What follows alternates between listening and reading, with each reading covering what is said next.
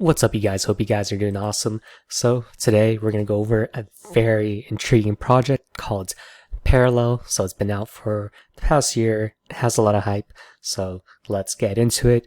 Before we do, just know that this is all not financial advice. I have no idea what I'm doing. I'm just a random dude off the internet. So don't trust me for your financial well-being. Okay. So let's get into it. So let's look into the positives, right? So the team is incredibly experienced and they're very passionate. You can look at it through Paul Thazer's research report. They do a really good job at going through it. You talk to the community managers, the moderators. They're very passionate about the game. They know their stuff. So they're really good, really awesome. Then they have astonishing funding, so more than 50 million, which is insane, by one of the top investment firms, Paradigm. They have other people like people from Polygon. They have Chad Hurley from YouTube and just a bunch of other big players. So this was what initially got me interested in them. Why are all these innovative people and investment firms investing in them at such a high valuation? Then we look into their artwork and then you can start to see why. So let's pull it up.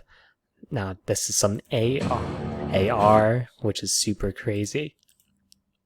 It looks like super real. You can sync it too. Super detailed, super crazy. Then let's pull up some of their artwork too. Super crazy. Looks like a super high definition game right there. So as you can see, the artwork is real crazy. So that's one of the pros of the game, in which they shill it a lot, along with sending collaborative pieces to other projects, and then the projects love the artwork, and then they do a partnership. So really cool. Then there are also unique things like with their marketing, such as the foundation project allocation. So if you can partner up with the DAO in the future, you accept that you get different Prime tokens allocated to your project, and then there are also card faucets randomly to get free cards for active players. So really cool. Then, as mentioned before, they have a very hardcore, passionate community with incoming features to foster that community, like in-game chats, bonds, which are like guilds in the game. So you can read through this. It's very lengthy. This one's like 40 pages. The other one's like 37 pages, I believe. And then government proposals and governance. I believe they already elected like 8 or 10 people who are super, there they are, who are like really passionate about the project. So that's really cool how they have elections. And then with other stuff too incoming, then their intriguing features. So as seen before, we look at their AR, and this is their demo of like a real life AR battle. So just freaking crazy, man. They're just so ahead of everyone, and they just have such an amazingly hyped up product, man. It's so crazy. Then other intriguing features like their parallel podcast on Spotify. Their very in-depth card game mechanics that's seen by like these 40 pages, and the other one's 37 pages, which we'll talk about the improvements later. Then they have a very super aesthetic website, a very awesome experience in which you can go through. Let's see how it is right here.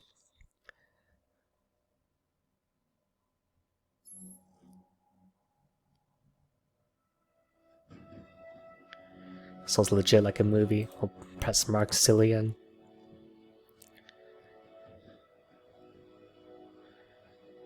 Press Universal.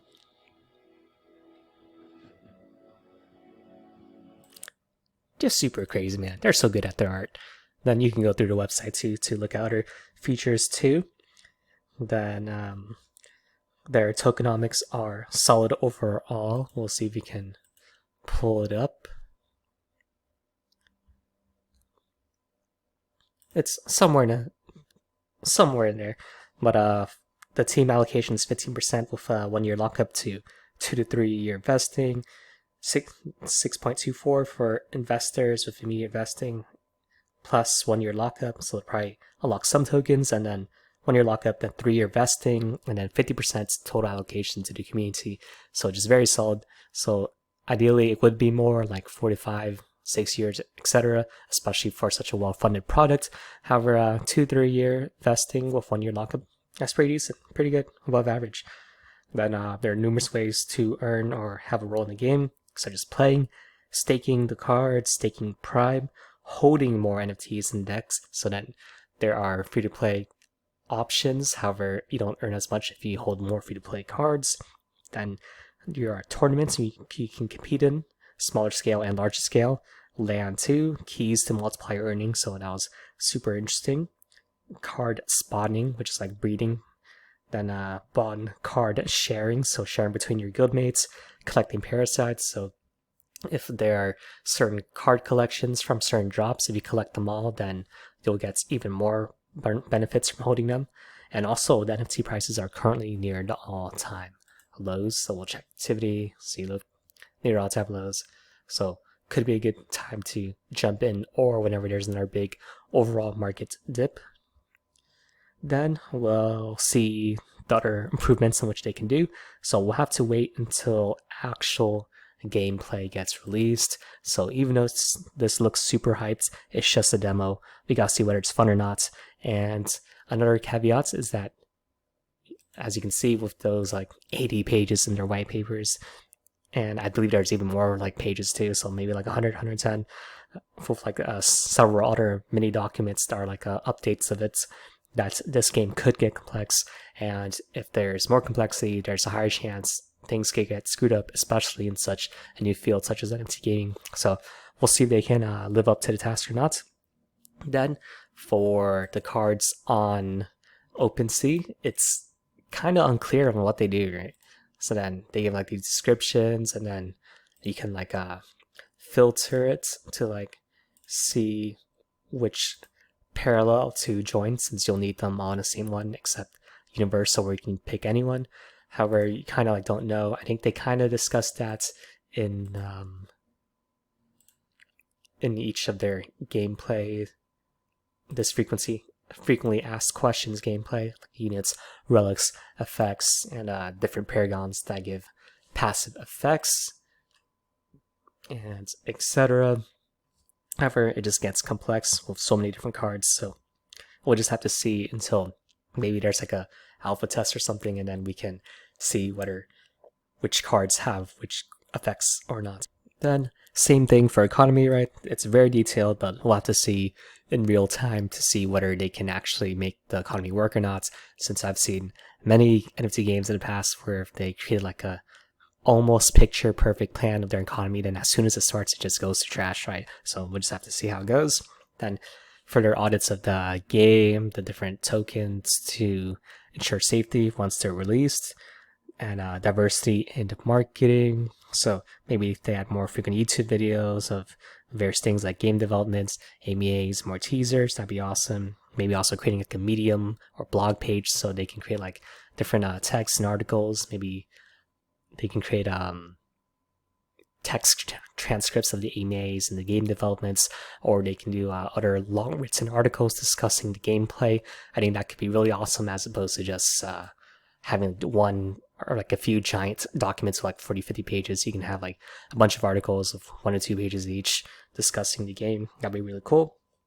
Then they should have more simple starter guides. So in Discord, they do a pretty good job where you go through the various channels, you discuss the surface level of the game. However, I think as they release the game, they should create more simpler starter guides to read into multiple documents for each game aspect. Then I think they can add more interactive Discord features, like a card text game or something, like a pretend play game, like community lore building with the various cards and various parallels, the factions, different game nights. So maybe playing just poker, Smash cards, Battle Tetris, just like fun games with each other, just to build that community bonding, especially to integrate newer members, right? And to have the team info transparently, easily accessible. Like I had to research or find a Balthazar research report to find the team info super easily. They were like everywhere, along with a media press kit. So they have a lot of cards, but they're more like a vertical format. So maybe having different images are more horizontal format, could be more friendly for content creators too. But yeah, overall, that's it. Yeah, so I really like this. Super cool. I can't wait to try this, but hopefully they pull it off. But yeah, so overall, this game has a lot of potential. They have so many new strengths, like their AR technology is just out of this world. They're just so far ahead, well funded, passionate team, great community, just very unique features.